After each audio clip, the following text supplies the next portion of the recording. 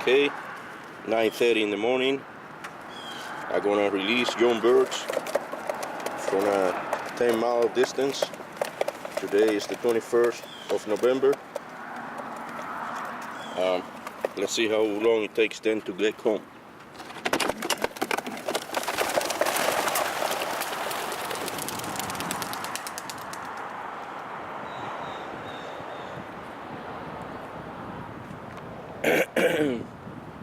I released them 10 miles north.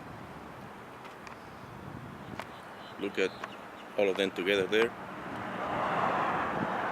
going south.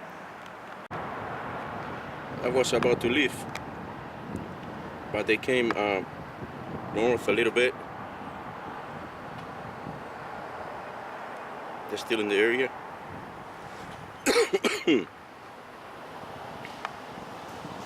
Flying together.